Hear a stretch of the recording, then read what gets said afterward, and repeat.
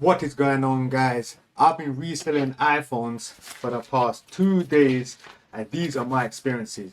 Don't go anywhere, because if you're thinking about this side hustle, you'd be stupid to go off this video, because I'm going to tell you everything you need to know and the common difficulties that you're going to encounter. So I've made, on my first day of reselling iPhones, I made £40 profit. It took me an hour to get there, an hour to come back. I actually sold it to my dad, so I didn't have to do the selling process.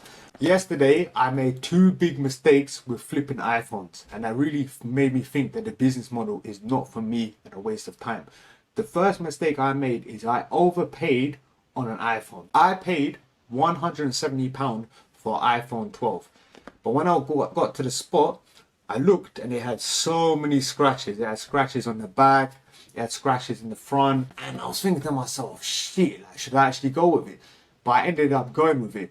But the difficulty I've encountered is, since I've been selling on Facebook Marketplace, you get inundated with so many different scammers. And then I overpaid on another iPhone. This iPhone is really crispy. This is the iPhone 14. Then on the same day, I overpaid for another iPhone. This is the iPhone I bought. Very good quality. I paid £200 for this. But the problem is I thought it was an iPhone 256 gigabyte. In reality, it was an iPhone 64 gigabyte. So whenever you buy an iPhone, always make sure you check at the serial number, you check the actual phone itself, and you check the memory, because that reseller might not even know himself. I actually bought from a reseller, and he bought the iPhone for £140, so he made a quick £60 off me. And he didn't scam me, he just didn't even know himself, because he didn't check, which you should always check. So make sure to check. I would have paid $170 for that iPhone. But what it's taught me is, I recently just came back from selling. Biggest mistake I made is you have to buy low to sell high. I overestimated how easy and the price you would get from selling iPhones. The problem is, when you go on Facebook Marketplace, and of course it's going to be different depending on your country, but in London, in the UK, it's inundated with scammers. I only got messaged by one person today, and I lifted this in my iPhone yesterday. One freaking person, and I already reduced the prices. I was trying to sell the iPhone I bought for 170. I was trying to sell it for 200 to get that quick £30 profit. But I had no real buyers. They're all scammers. And I'm going to put this on the screen, what the scammers do. But they'll say they're all bullshit profiles, just made this year, 27 friends, and even the few genuine ones, they're going to be an account that someone got hacked from. So they just message you and they say, oh, what's the condition? And then you think to yourself, bro, like, you freaking stupid. You can see the condition on the pictures. Or they'll be like, I hope, how long have you had it for? They always say, how long have you had it for? What's the condition like? How long have you had it for? Okay, I understand. But then what's the condition? It's like, are you stupid? Like, you can see the condition. Or they're like, oh, can I send me a video of the iPhone? I think, bro, you can see on the listing. These are stupid, dumb call center people who have a script that they follow. And I think, like, you must think I'm stupid. And one I saw, it was a black guy in the beginning of the profile. And I scrolled up and now it's some white American guys. They just get these images from the internet. And Facebook doesn't care. Facebook allows this to happen. I generally thought, like, oh my God, because I don't have a lot of cash right now. This is why I'm doing this business. So I spent basically all my cash, and I have direct debits that come in. I spent all my cash on these two iPhones, and I think, oh, I can't even sell it. Like, all my cash is gone. And when you have the cash actually laid out, it seems like a lot more. So I think, shit, I spent, what, £370 on these two phones I'm not going to sell. So I thought to myself, shit, like, because I made a mistake, because the reseller for this iPhone, very good condition, like, just because the small scratch that I did like an idiot, he bought this for 140. So what that taught me, because I realized that, oh my God, now I know that I can get an iPhone 12 for £140 in London and sell it. I saw it, to me as an idiot, who's a reseller, for 200. So I know, okay, that £60 flip is possible. And it can happen. Because what I used to do, you can see my other videos I'm going to make about pricing the iPhones, is I used to look on Facebook. Because Facebook, they go for the highest amount of money. So I was thinking, shit, I have to sell on eBay. But the problem with eBay is, if you know, there's a huge scam that happens all the time on eBay.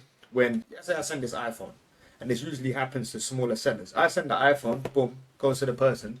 They receive it, and then they say maybe a week later, 2 weeks later, or straight after, oh, I didn't get the package. And then they'll make a case to eBay, and eBay is infamous, countless Reddit posts of siding with the buyer. So not only would you lose your iPhone, you will lose the sale of the iPhone, so you'll be out all your money, and the scammer will keep your iPhone. So the risk when you operate this business at a big scale, when you're selling 10 phones a day, 5 phones a day, you're making so much money off the flips. Like if you're buying 5 phones, boom, boom, boom, you're buying 3 phones a day, 4 phones a day, then you can afford to sell it on eBay, because I think the likelihood of getting scammed, I've sold on eBay on my account that was chunky and strong with decent feedback.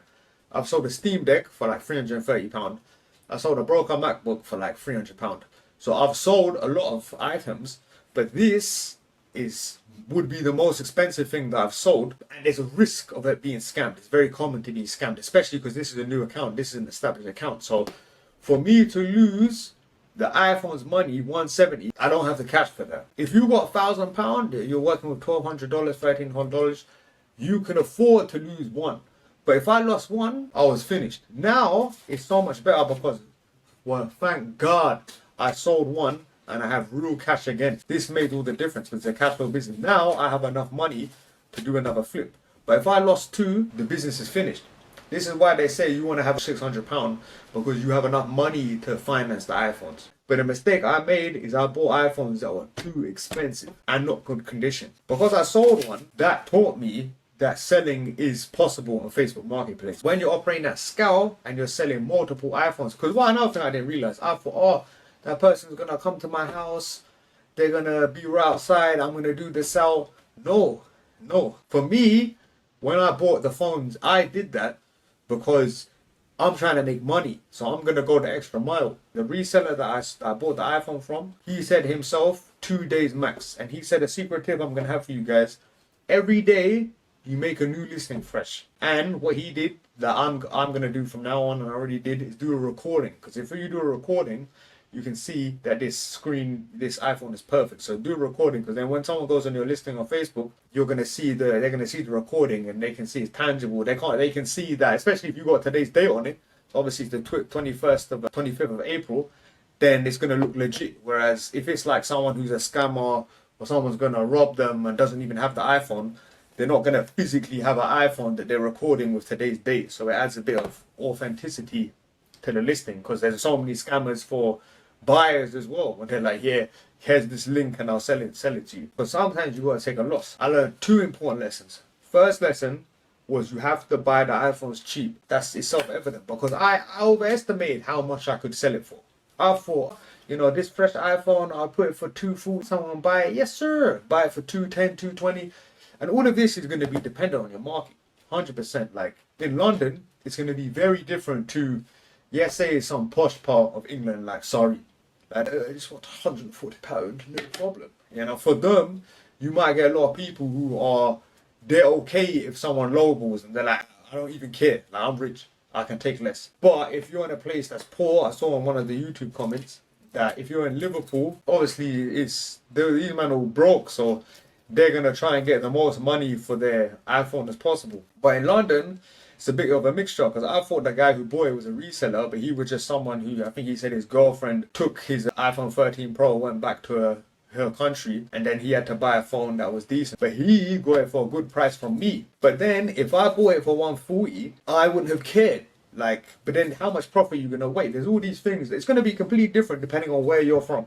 Like the 2 big YouTubers who sell phones, the Australian guy, Aussie guy, and the Canadian guy, of course their market is going to be different to where you're from. If you're from Paris, if you're from Roma, if you're from Barcelona, if you're from London like I am, it's all going to be different. Doesn't mean you can't do it, doesn't mean you can't make money. I made money on my second day, but you just have to factor in the different market conditions. One thing in London that is risky, and you just have to use your soul, is getting robbed. Me, when I'm meeting him, it's outside the tube station. Obviously, I've got the bumpity in my heart, and I'm thinking, oh, this ain't worth it. But I sold it to him, no problem. He was a nice guy. But you have to factor that in as well. Because if you get robbed, if you're in a place that's has a lot of petty crime, like Barcelona I know has a lot, London obviously has a lot. You have to be, don't be stupid and you got to meet in a public place. And then you have to factor in the transport. But business always teaches you lessons. I learned 2 lessons and I'm not going to go against that. But the biggest advice I can give you is don't sell on eBay. Buy the phones for as cheap as possible. But you're only going to get this information from doing it, because your markets, everything's going to be different. My priority now is buying another phone to sell, because now I got cash flow. This is what cash flow means, flow of cash. Because I have money again, now I can buy another phone, whereas before I had nothing. So I'm going to use this cash to buy a phone for £140. Then I have to sell this. I don't want to take a loss on this because I spent a lot of money and it's because of the quality of the phone. But still, I bought this phone for 200. So for me to get profit is difficult. Whereas if I bought it for 140 like him, I could sell it for 180 and make £40 is still £40. But even on Gumtree, the low ball offers that they give you, that's the price you want to buy it at. You understand? That's how you get the bargains. The low bill offers, that if I'm selling this for 180 and she says 140, that's the price you want to lock in, 140, 150. The most important thing is profit. So I don't know with some people, maybe it depends on the phone, where buy it for 140, sell it for 240. Like that £100 profit, if you can make that, ooh, that's crazy. If you found value in this video, don't forget to like, subscribe. This is Ends Money signing out. Peace.